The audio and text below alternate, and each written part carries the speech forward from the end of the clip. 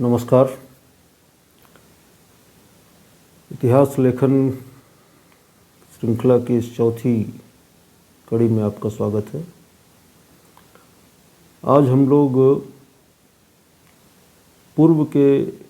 इतिहास लेखन पर बातचीत करेंगे और विशेषतः चीन के संदर्भ में। आमतौर पर इतिहास लेखन की जो परंपरा रही है वह पश्चिम से ही प्रारंभ मानी जाती है और पश्चिम के ही इतिहास लेखकों को उसमें स्थान मिलता रहा है।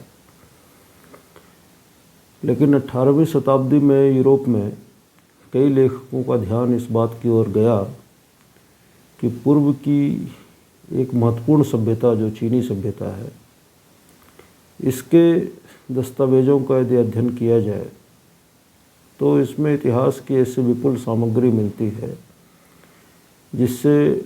इतिहास लेखन को पूर्व और पश्चिम के परंपरागत खानों में बांटा नहीं जा सकता। इस तरीके से यदि हम सिर्फ यह माने कि पूर्व में इतिहास लेखन की कोई परंपरा नहीं रही और पश्चिम ही इतिहास लेखन की परंपरा का एक मानक है और जनक है और विकास वहीं हुआ, तो चीन के दस्तावेज इस अवधारणा को झुठलाते हैं। और प्रारंभ में तो चीन के इस उपलब्धि की ओर लोगों का ध्यान नहीं गया या सायास लोगों ने इस उपलब्धि को नकारा। इसमें कई ऐसे इतिहासकार थे जिन्होंने कहा नहीं,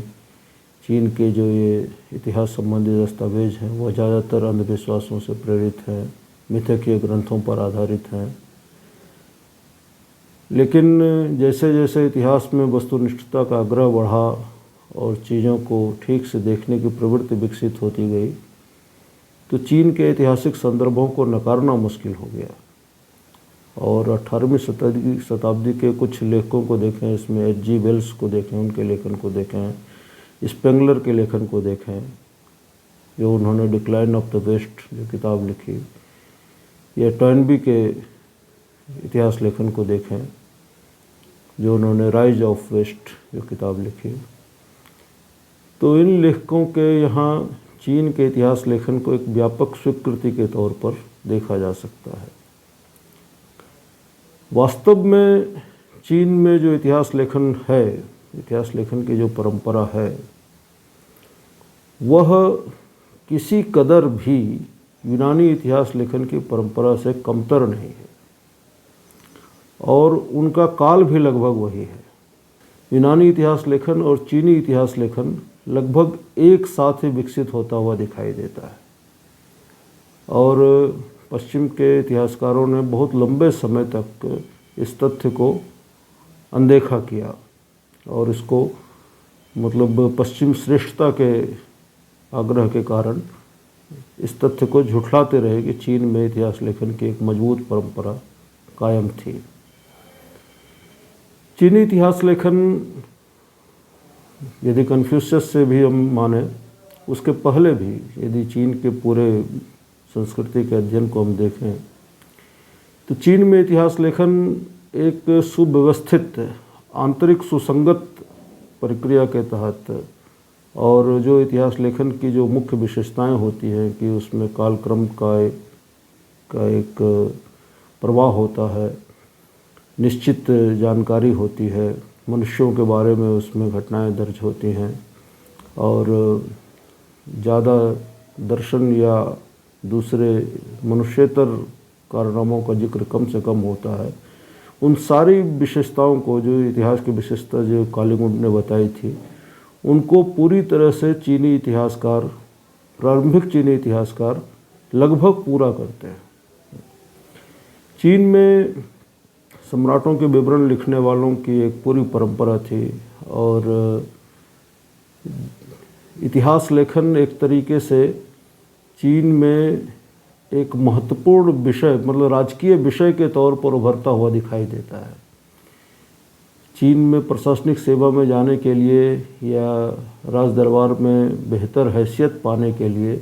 इतिहास की जानकारी एक प्रमुख उपादान थी और धीरे धीरे चीन में लगभग सभी राजवंशों में हम देखते हैं कि इतिहास का एक अलग से विभाग ही दिखाई देता है, जहाँ इतिहास लेखन करने वाले लोगों को प्रतिष्ठा प्राप्त होती है दरबार में। वो लोग जो इतिहास की जानकारी रखते हैं और अतीत की घटनाओं से भविष्य की घटनाओं के बारे में जो एक जानकारी दे सकते हैं, ऐसे लोगों की साख बढ़ती हुई दिखाई देती है। वो लोग चीनी दरबार में राजनीतिज्ञ के तौर पर, राजनयिक के तौर पर, विदेशों से संबंध रखने वाले विशेषज्ञों के तौर पर और व्यापार के मामलों में दूसरे देशों से संवाद स्थापित करने वाले एक ताकतवर श्रेणी के तौर पर हमें दिखाई देते हैं कि चीन में इनका विकास हुआ। और यह परंपरा लगभग ईसा से 500 साल पहले, जो जहाँ की इतिहास लेखन की शुरुआत हम यूनान में देखते हैं, हेरोडोटस और थुसिडाइडिस से, लगभग उसी समय कन्फ्यूशियस चीन में हैं और एक धर्मगुरु के तौर पर उनकी पहचान है। लेकिन हम कन्फ्यूशियस के पूरे यदि देखें कि कन्फ्यूशियस ने अपने शिष्यों के लिए क्या ज़रूरी किया था, तो कन्फ्यूशियस ने अपने शिष्यों को अध्ययन के लिए जो सामग्री दी थी कि जिसमें उनको निष्णात होना था, वह इसमें एक इतिहास भी था। वो काव्य में निष्णात होना था उनके शिष्यों को, नीति शिक्षा में निष्णात होना था और इतिहास में निष्णात होना था। इतिहास एक प्रमुख विषय के तौर पर कन्फ्यूशियस अपने शिष्यों को पढ़ाते थे और उसको बताते थे। कन्फ्यूशियस के जो शिक्षाओं के ग्रंथ हैं, आमतौर पर उनकी संख्या 10 के आसपास मानी जाती है, लेकिन 6 उपलब्ध हैं जो कन्फ्यूशियस के जो शिक्षाओं के जो संग्रह है। उसमें से दूसरी और छठी किताब जो है वह लगभग इतिहास की ही किताब है और उसमें विभिन्न राजवंशों में विभिन्न राजाओं ने क्या किया और उनकी प्रमुख उपलब्धियां क्या रहीं, उनके बारे में वह पूरी जानकारी हमें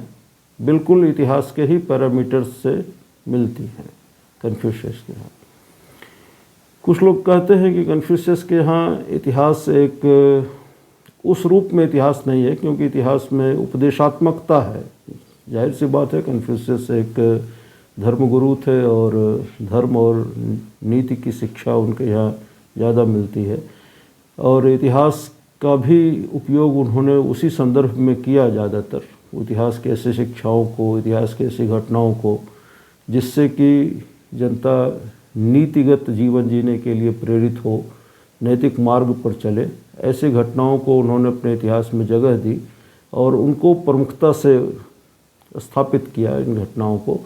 लेकिन सिर्फ इसी आधार पर कन्फ्यूशियस के लेखन को अनैतिहासिक नहीं कह सकते,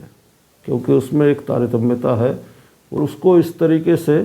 सुसंगत तरीके से व्यक्त किया गया है कि हम उसको इतिहास ना मानने जैसी कोई बात उसमें दिखाई नहीं देती, उसको इतिहास माना जाना चाहिए। कन्फ्यूशियस के बाद जो, ऐसा नहीं है कि सिर्फ कन्फ्यूशियस के बाद वो परंपरा समाप्त हो गई। एक महान चीनी इतिहासकार सुजमा चियन को हम लोग महान इतिहासकार मानते हैं पूर्व का, और सुजमा चियन के इतिहास लेखन को किसी भी मानक इतिहास लेखन, मतलब कन्फ्यूशियस के लगभग 400 साल बाद सुजमा चियन का काल आता है और सुजमा चियन के यहाँ इतिहास लेखन की सभी बारीकी उपलब्ध है। उनके पिता खुद एक बड़े इतिहासकार थे, ज्योतिष और इतिहासकार थे और वांग के दरबार में वो थे और उनकी काफ़ी प्रतिष्ठा थी, उनकी हैसियत थी। उनके पुत्र के रूप में उनका उत्तराधिकार उनको मिला और ज्योतिष और इतिहास के विभाग के प्रमुख बनाए गए वांग के दरबार में। एक घटना यह भी थी कि एक विरोधी सेनापति की सहायता करने के कारण दरबार से उनको निकाला गया और राजा ने उनको सज़ा के तौर पर मौत की सज़ा दी। लेकिन उसमें एक चयन था कि सुजमा चियन जो है, यदि वो अपना बधियाकरण करा ले तो मौत की सज़ा से बच सकते हैं। तो उन्होंने एक यह अपमानजनक रास्ता चुना जीवित रहने के लिए, इतिहास के हक में जीवित रहने के लिए उन्होंने यह रास्ता चुना और बधियाकरण की शर्त पर जीवित रहे। और बाद के पूरे चरण में जो भी जीवन उन्होंने जिया वह लगभग इतिहास को समर्पित जीवन जिया, क्योंकि उनके पिता की इच्छा थी कि जो अधूरा काम उनके पिता छोड़ गए थे सुजमा उसको पूरा करें और लगभग अपने मृत्यु के समय तक सुजमा ने वह कार्य संपन्न किया। शी ची नाम का जो एक ऐतिहासिक ग्रंथ है, जिसमें कि प्राचीन राजाओं के राजवंशों के उल्लेख हैं, उसमें लगभग 5,26,000, हम लोग जानते हैं चीन की जो लिपि है वो चित्रलिपि है, तो चित्रलिपि में लिखना इतिहास को, उन संदर्भों को दर्ज करना, वो बहुत कठिन कार्य था और काफ़ी धैर्य और परिश्रम की मांग करता है। तो सुषमा चेन का जो वह काम है शी ची का, जिसको पूरा किया अपने पिता के उस कार्य को, 5,26,000 चित्रलिपियों को धैर्यपूर्वक संग्रहित करके यह कार्य उन्होंने किया। और मूलतः जो चीन की जो पूरी परंपरा है, क्योंकि वहाँ जैसे दर्शन का जो मामला है चीन में, वह किसी अधिभौतिक या ब्रह्मांडीय गतिविधियों से संचालित नहीं है। जैसी दिक्कत हम लोग जब भारत के इतिहास लेखन की बातचीत करेंगे तो इसमें आई जो दिक्कतें हैं उस पर जब हम बातचीत करेंगे, तो दर्शन एक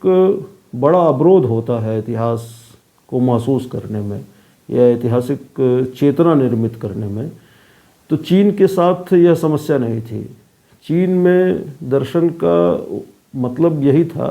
कि हम प्राचीनता से कैसे सबक सीखें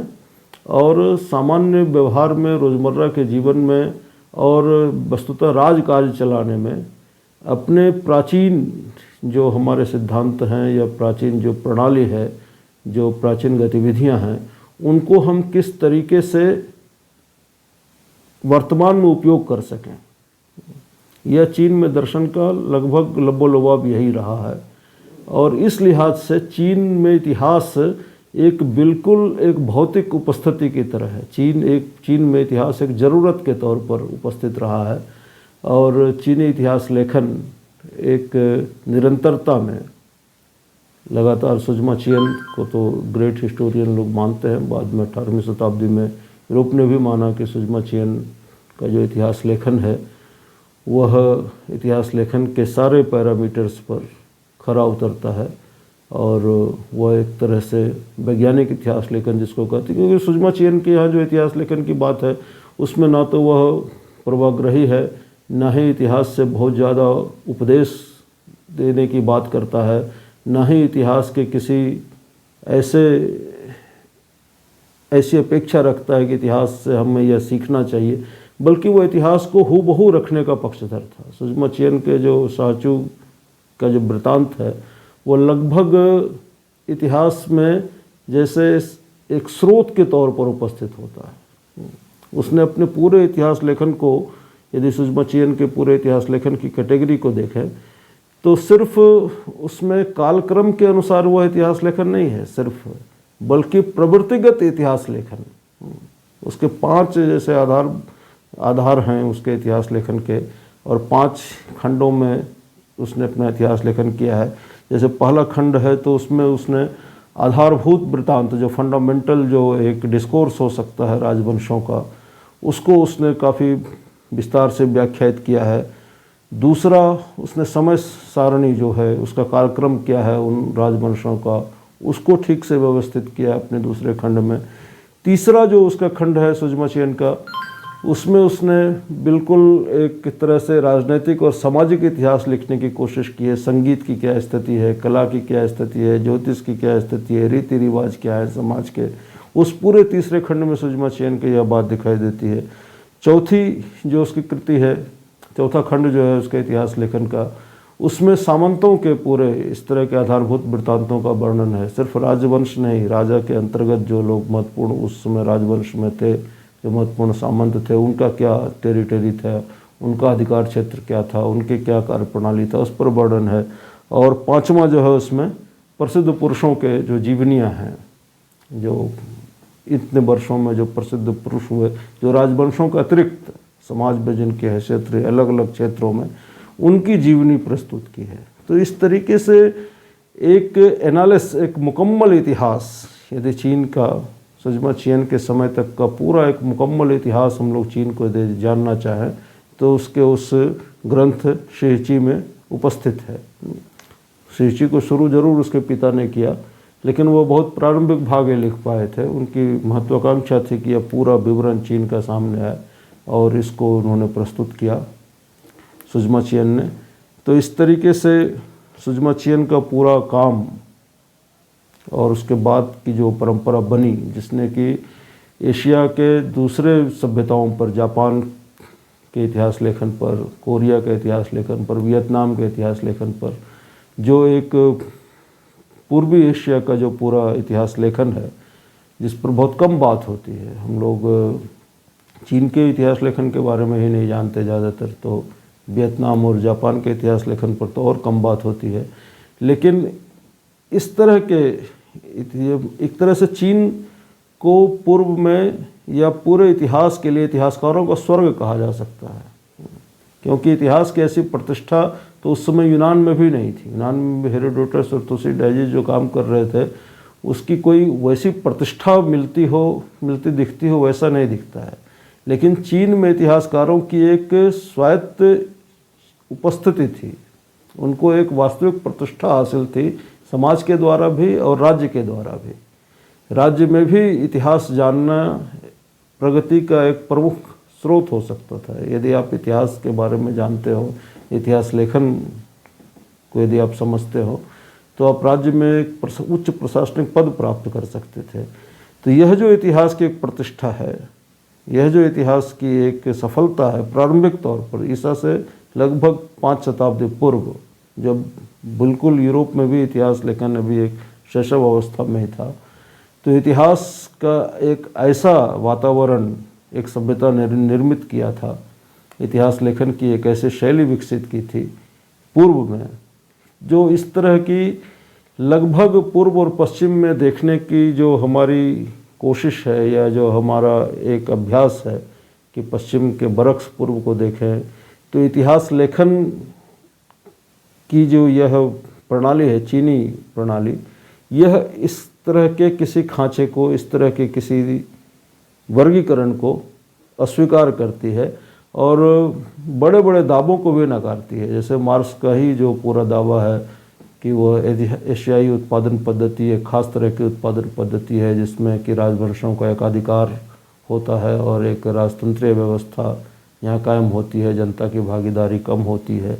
जिससे कि काफ़ी लंबे समय तक पश्चिम के इतिहासकार इस दृष्टि से प्रभावित रहे और एशियाई उत्पादन संबंधों को, एशियाई सामाजिक व्यवस्था को इसी नज़रिए से देखने के आदि रहे।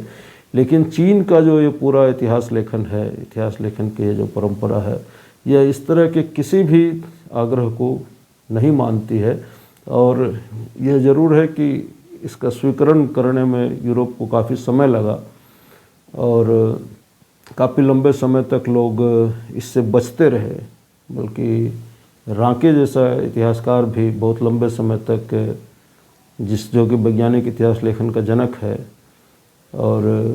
जिसने एक साइंटिफिक टेम्परामेंट को इतिहास का एक अनिवार्य तत्व माना, वह भी चीन के इस दावे को नकारता रहा। चीन से जो उपलब्ध सामग्री है उसको नकारता रहा। यह आश्चर्यजनक है, लेकिन आश्चर्य इसलिए भी नहीं क्योंकि वह एक पश्चिमी श्रेष्ठता बोध का एक समय ही था और लोग समझते थे कि जो कुछ भी अच्छा हो सकता है वो पश्चिम में ही संभव है, और पूर्व में यदि इस तरह की चीज़ें मिलती हैं तो उसको बहुत संदेह से देखने की जो प्रवृत्ति थी। एक इतिहासकार यह कहता है कि चीन में जो इतिहास लेखन है वह एक तरह का उत्पादन था और प्रोडक्शन हो रहा था इतिहास का, कला से उसका वास्ता नहीं था और उसमें कलात्मकता की कमी है। खुद सुजमा चियन के यहाँ बहुत कलाकारी नहीं दिखती, लेकिन हम इस तथ्य को भूल जाते हैं कि खुद इतिहास इस बात को लगातार अपनी कोशिश करता रहा कि इतिहास को विज्ञान की तरह समझा जाए, उसमें कला के तत्व कम से कम हों। तो यूरोप में कोशिश तो लोग इतिहास को विज्ञान बनाने की कर रहे थे, और जहाँ वैज्ञानिक इतिहास लेखन की प्रारंभिक चीज़ें बहुत विपुलता से दिखाई दे रही थी, उसको सायास नकार भी रहे थे और उसको खारिज करने की कोशिश कर रहे थे। लेकिन जैसा कि इतिहास की प्रवृत्ति में ही निहित है कि वह यदि है तो वह है और उसको बहुत दिनों तक आप झुठला नहीं सकते, उसको नकार नहीं सकते। तथ्य बोलते हैं और तथ्य जब उभर करके सामने आता है तो दूसरी चीज़ें, दूसरे आग्रह, दूसरे पूर्वाग्रह, दूसरी जो अपने सोच की जो दूसरी आपकी सरणियाँ बनती हैं, इतिहास के तथ्य उसको झुठला देते हैं। तो चीनी इतिहास लेखन भी बिल्कुल वैसा ही एक ठोस वृत्तांत है, एक ठोस उसको उदाहरण कह सकते हैं, एक वस्तुगत उपस्थिति कह सकते हैं। प्राचीनता के संदर्भ से यदि देखें तो ईसा से इतने वर्ष पहले जब इतिहास लेखन की बात, सभ्यता के इतिहास लेखन की बात शुरू होती है, उस समय चीन का यह इतिहास लेखन जो कि कन्फ्यूशियस से शुरू होकर के सुजमाचियन और सुजमाचियान उसके बाद के तमाम इतिहासकारों में जाता है। तो यह जो एक पूरी परंपरा दिखाई देती है, यह एक इतिहास लेखन की मजबूत विरासत, जो पूरे पूरब की विरासत है, पूरे पूर्व की विरासत है, उसको इस रूप में हम लोग समझ सकते हैं, महसूस कर सकते हैं।